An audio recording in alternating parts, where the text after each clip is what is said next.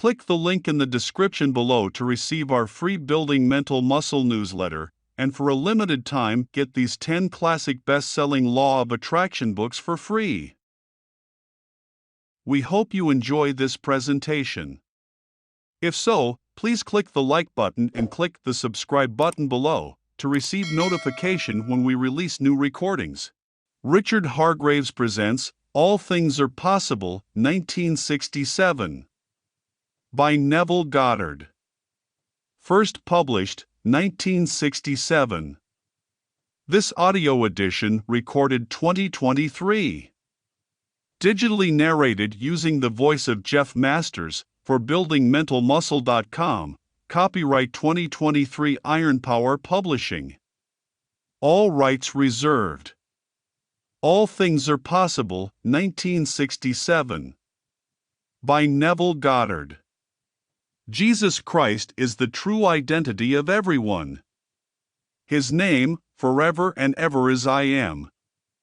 Therefore, when you say I am, you are declaring your true identity.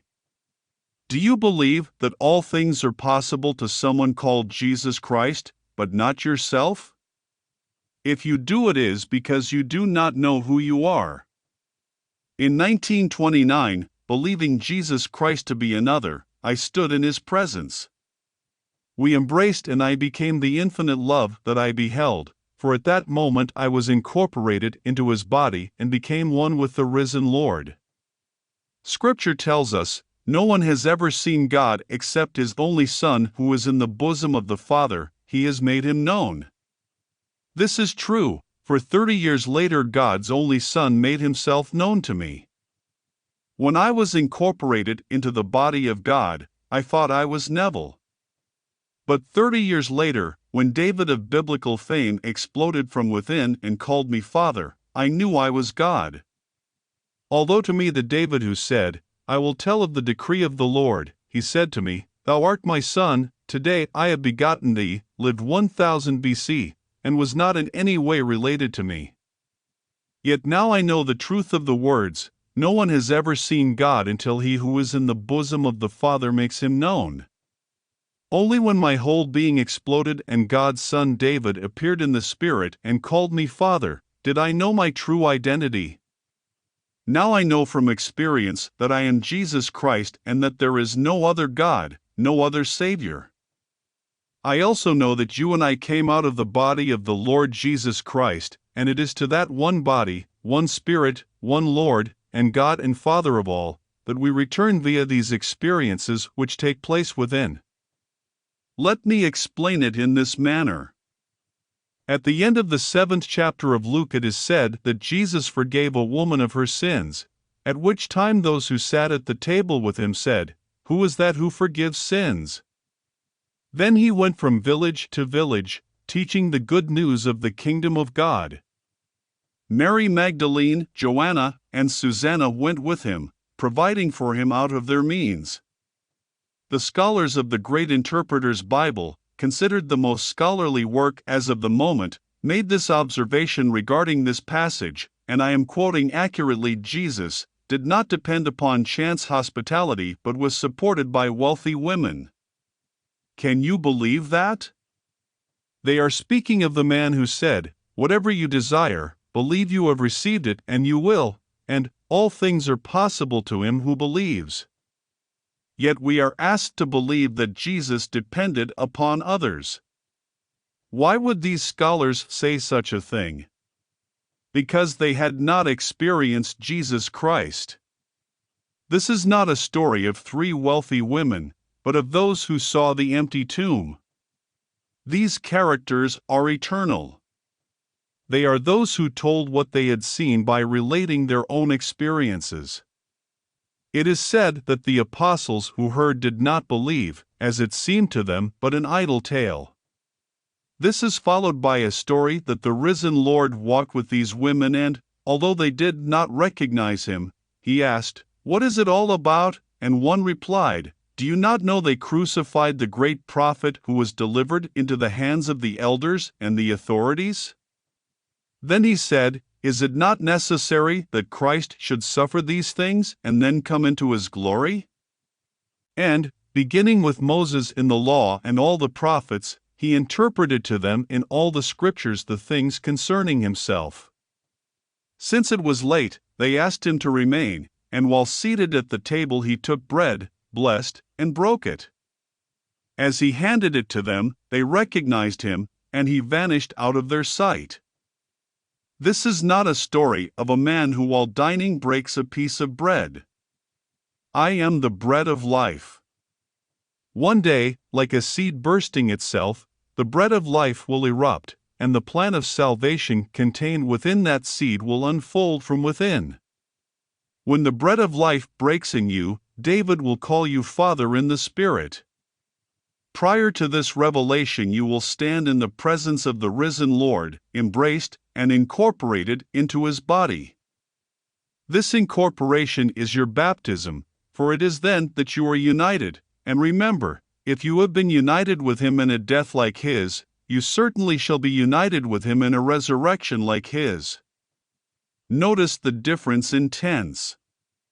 You have been united with him in death and shall be united with him in resurrection. The seed has been broken and is breaking in all. You came out of yourself to enter this world, and you will return to yourself enriched by the experience. The word translated suffer in the sentence, is it not necessary that Christ should suffer these things and then come into his glory, means to experience sensations. In order for you to experience sensations, you emptied yourself of your divine being and accepted the limitations of a slave. You committed yourself unto death to experience its sensations. Becoming one with death, you overcome it when you break this bread and are born from within, for unless this happens, you cannot enter the kingdom of God. When this happens, you will have lifted the Son of Man to the knowledge that I am He. Unless you know that, you will remain missing your goals and continue to die in your sins. There is no being talking to you from the outside, as Jesus Christ is not another. You and I fulfill everything said of him individually, because of our uniqueness. There is no one else like you, and you cannot be replaced in the kingdom of God. Although what I tell you seems like a wild tale, it is true, for in my Father's house are many rooms. Were it not so, would I have told you that I go to prepare a place for you? And when I go, I will come again and receive you unto myself, that where I am, there you may be also. Now, the women mentioned in Luke's story are witnesses. You shall be my witness. I will take you into the Father's house, where I will instruct you and tell you who I am. I can take you no farther. You must find the Father in you, and this you will never do while looking at me as another. When you see me, you see the Father, but I am not the Father when you look at me. You will find the Father only when his only begotten Son, David, calls you Father. The Old Testament is a prophetic blueprint, and the New Testament interprets its prophecy. When this prophecy is experienced, it is so unlike what appears to be on the surface, for the Old Testament is simply a foreshadowing, an adumbration, in a not altogether conclusive or immediately evident way. When it happens in you, and it will, you will be born from above and discover God's Son, who reveals you as his Father. The temple of your spiritual body will be torn from top to bottom, and the Holy Ghost will descend upon you in bodily form as a dove. Then God's plan of salvation will have fulfilled itself in you.